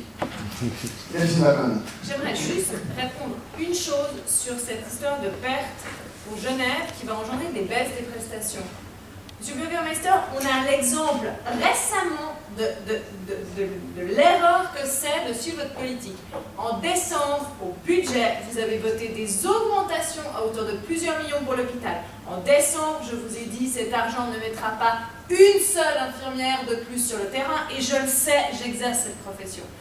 Aujourd'hui, quelques mois plus tard, l'hôpital a pris cet argent, l'a fourré dans des services administratifs, et nous n'avons pas une seule infirmière supplémentaire qui a été engagée. Est-ce qu'on a des prestations de qualité supplémentaires à l'hôpital? Est-ce que la qualité des soins a été améliorée par ces millions en plus qui ont été donnés? Non, juste non. Donc à un moment donné, cette perte, elle va être lissée sur plusieurs années, elle est déjà inclue dans les budgets futurs du Conseil d'État. Donc c'est pas en menant une politique de l'arrosoir automatique sur les services de l'État qu'on augmente son efficacité ou qu'on améliore ses prestations. Et aujourd'hui, on doit avoir un État qui délivre des prestations de qualité à nos citoyens, et je pense que c'est le cas. Donc il faut cesser de dire que si on a moins, on fera moins bien. En tout cas, on a eu la preuve récente que si on a plus, on fait certainement pas mieux. Monsieur Bourgmeister, on peut faire mieux avec moi? Non, mais elle a raison, on a voté 8 millions en plus pour l'hôpital, et ils ont servi qu'à colmater des brèches terrible dans le financement de l'hôpital. Il faudrait effectivement beaucoup plus pour permettre le développement des prestations. Malheureusement, on est un peu en difficulté au vu des majorités parlementaires, mais je la rejoins. Il faut plus d'infirmières à l'hôpital. Il faudra donc qu'au prochain budget, on vote des budgets beaucoup plus conséquents. Bien, on a tous compris ici qu'il s'agissait d'une réforme parfaitement déséquilibrée, mais c'est le fruit d'un compromis politique un peu qui est de nouveau et déséquilibré parce que les rapports de force sont très déséquilibrés au Parlement fédéral. C'était très clair quand on entendait le bout de la table. Alors, quelle solution nous dit-on? Eh bien, d'abord, j'aimerais rappeler que vous avez toujours la possibilité de voter massivement à gauche aux élections fédérales en octobre, et ça permettra de renverser la tendance. Je suis d'accord. C'est la seule solution au final pour obtenir quelque chose de meilleur, comme disait Carlos Maronga. Maintenant, il faudra quand même parler des subsides d'assurance maladie, puisque c'est la pseudo-contrepartie sociale de la RFFA cantonale. Je dis pseudo parce que ce n'est pas une contrepartie, pas parce que ce n'est pas important. C'est dommage qu'on n'ait pas eu le loisir d'en parler un petit peu, parce que vous auriez entendu, c'est fantastique, mais il faut être bien assis, Monsieur Zweifel, député PLR, nous expliquer pourquoi il est absolument primordial d'augmenter massivement les subsides d'assurance maladie. Et puis il faut l'entendre pour le croire, parce que le PLR s'y est toujours imposé. Lors de la dernière législature, il voulait même encore les sabrer. Les petits subsides d'assurance maladie qu'on obtient dans ce canton, il voulait encore les sabrer au canton. Bon, on a réussi à s'y opposer, heureusement. Simplement, tout est bon pour faire passer ces cadeaux aux grandes entreprises, et c'est pour ça que maintenant les subsides sont assurés. On l'a bien vu, le financement de l'AVS n'est en aucun cas une contrepartie satisfaisante pour RFFA national. Ce qui concerne les subsides, c'est pire. D'abord parce que le financement n'est pas assuré par rien du tout. On dit simplement on va relever le frein au déficit. Bon, ça va être des centaines de millions de pertes fiscales, RFFA plus les subsides. Alors peut-être que la droite tout d'un coup n'a plus aucun problème à faire exploser la dette, mais je ne crois pas. Relever le frein au déficit, ça ne veut pas dire que la majorité de droite au Grand Conseil votera des budgets déséquilibrés. Au contraire, tout le monde sait que ça va être un argument massue supplémentaire pour sabrer très largement dans le social, dans la santé, dans l'éducation, etc. Maintenant, j'aimerais dire encore une chose. Ce n'est pas une vraie compensation, c'était une obligation. Parce que nous avons déposé, avec l'ensemble de la gauche et les syndicats, une initiative qui dit on plafonne les primes d'assurance maladie à 10% du revenu des ménages. la population est écrasée sous le poids de ces primes d'assurance maladie qui sont beaucoup trop importantes et la droite emporte une lourde responsabilité à laisser pourrir cette situation pendant des années avant d'aujourd'hui l'agiter pour faire passer la pilule sous forme de chantage. Cette votation, on avait de grandes chances de la gagner, le Conseil d'État le savait, il était obligé de faire un contre-projet. Donc ce contre-projet aurait vu le jour de toute façon, ils l'ont fait par obligation, et maintenant, eh bien, il faudrait croire que c'est une contrepartie. Mais surtout, il faut rappeler une chose, il est tout à fait possible, les deux votations sont séparées, il est tout à fait possible de voter oui pour plus de subsides, pour l'initiative aussi bien que pour le contre-projet. Je vous encourage à voter avant tout pour l'initiative. Il est possible de voter oui à plus de subsides et non à RFFA. Les deux votations n'ont rien à voir l'une avec l'autre. Gardez ça en tête sur vos fiches de vote. Ce sera des votes séparés. Vous pouvez voter séparément. Merci beaucoup. Brève intervention de M. Seifel à la question de M. Burgermeister. Et on donnera la parole à M. Ferrer. Oui, sur les subsides, parce que M. Burgermeister prétend que le PLR vote des choses et après vote autre chose ou quoi. Alors, ça permet juste d'expliquer la situation. Est-ce qu'en temps normal, le PLR aurait voté une augmentation massive des subsides? La réponse est non, je suis honnête et transparent avec vous. Dans le cadre de cette réforme, nous avons décidé au niveau genevois de faire exactement la même chose qu'au niveau fédéral, c'est-à-dire de trouver un compromis entre des partis gouvernementaux responsables et raisonnables, c'est-à-dire qu'un franc mis dans la réforme fiscale, c'est-à-dire en faveur de l'économie, de nos entreprises et de nos emplois, on met également un franc au niveau social. C'est le cas avec l'AVS au niveau fédéral, c'est le cas avec ces subsides. La proposition, le contre-projet, c'est 186 millions de subsides supplémentaires. Vous aurez compris, 186 millions, c'est le même montant de pertes fiscales statiques prévues au niveau cantonal pour la réforme fiscale. C'est ça l'enjeu. Donc on s'est mis d'accord autour de la table. M. Burgermeister, lui, n'a jamais voulu se mettre d'accord avec qui que ce soit. C'est son droit le plus strict. Je n'ai pas de souci avec ça, mais les autres partis ont voulu, eux, trouver un accord. Et moi, je m'engage, effectivement, oui, à voter oui pour ces subsides, même si ce n'est pas ma politique, effectivement, parce qu'on s'est mis d'accord, parce que c'est l'essence même de la politique suisse de trouver des compromis en faveur de la population, en faveur de l'emploi au niveau fiscal et en faveur des plus précarisés d'entre nous. Un mot quand même juste sur l'initiative et le contre-projet. L'initiative du Parti Socialiste et de la gauche qui plafonne à 10% des revenus, c'est un coût, on l'a dit, de 450 millions pour Genève la première année. Au bout de 5 ans, c'est 1 milliard. 1 milliard. Et en plus, si vous faites le calcul, c'est 10%, plafonné à 10% du revenu imposable net. C'est pas ce que vous gagnez, c'est ce que vous gagnez moins toutes les déductions que vous avez pu faire sur votre fiche d'impôt. Résultat, et ça c'est le département de la cohésion sociale de M. Thierry Apotello, conseiller d'État socialiste, qui nous l'a démontré en commission fiscale, on se retrouve avec des gens qui gagnent 180 000 francs, non pas brut, mais 180 000 francs donc, fiscal net après déduction, et qui recevraient 5 à 6 000 francs de subsides par année. Est-ce que c'est ça la politique de la gauche, verser 6 000 francs à des gens qui gagnent 180 000, c'est-à-dire qui gagnent beaucoup plus, mais qui ont sur leur fiche 180 000? Non. Et encore dernier point, et je m'arrête là-dessus, aujourd'hui vous avez 53 000 personnes dans ce canton qui reçoivent des subsides. Avec l'initiative 170 de la gauche, il y aura 105 000 personnes, 106 000 personnes, c'est-à-dire le double, qui recevront des subsides. Avec le contre-projet, c'est 125 000 personnes. Le contre-projet coûte moins cher, il touche plus de personnes, mais il touche ceux qui en ont réellement besoin. Et c'est ça qui est juste. Et c'est pour ça que je vous appelle à voter pour le contre-projet, contre l'initiative, et cocher évidemment le contre-projet dans la question subside. Jean-Luc Ferrer, vous avez le mot de la fin sur ce sujet-là. Alors, puisqu'on est aux appels au vote, moi j'appelle évidemment à voter non à la RFFA fédérale et non à la RFFA cantonale.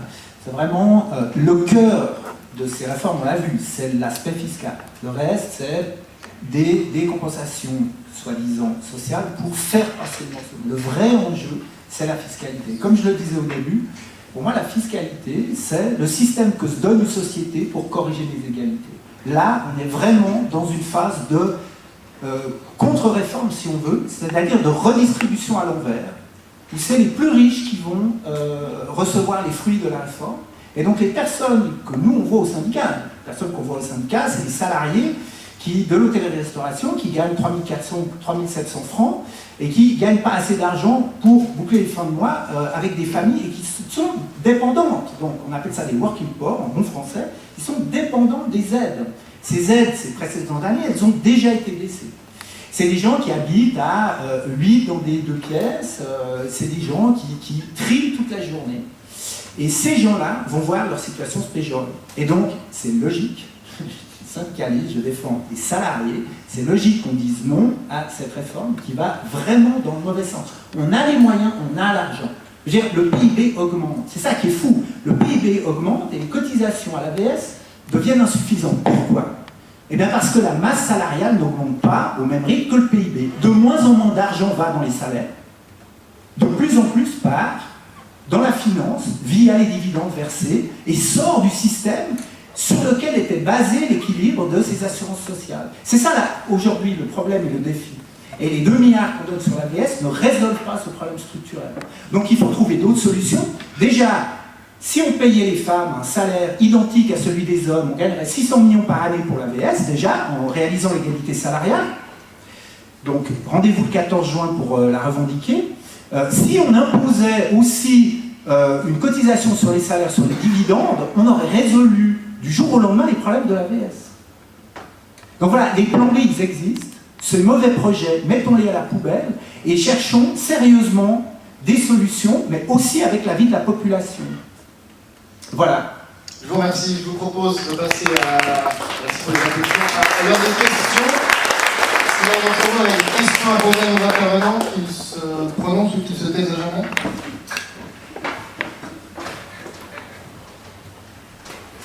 En plus, voici. Si ce n'est pas le cas, alors nous allons clore ce débat. Je vous laisse la parole. Je vous certain qu'il n'y a pas de questions.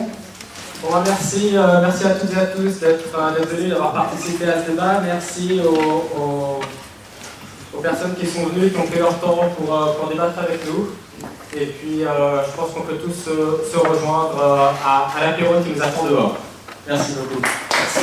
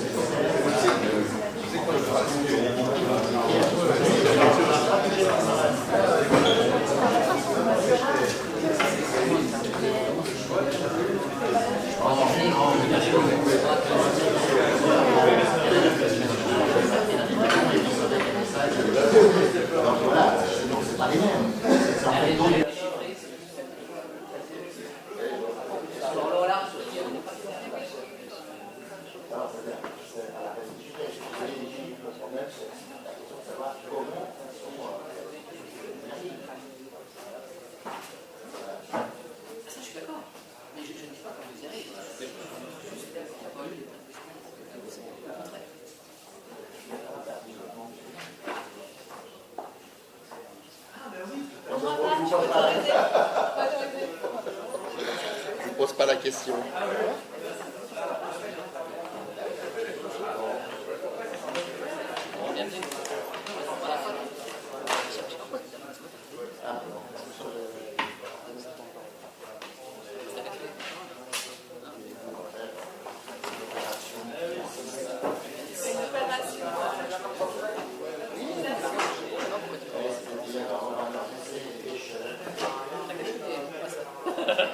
chez vous, on va un fax ou on fait comment? Pour ça, j'ai trouvé que le débat était... Oui, ça allait bien, non? Non, mais chacun a pu Il n'y exprimer a pas sa eu chose, de non, on n'est pas comme ça. On a l'habitude avec Jean. Non, C'est Moi, il était calme aujourd'hui. c'est pas des clients. C'est un bon débatteur. c'est pas des gens qui sont insultants. Mais bon, Jean-Luc aussi. Redoutable de l'avoir en face. Ça change. Ça change de... Je ne l'ai pas éteint. Mais ça, je peux le faire.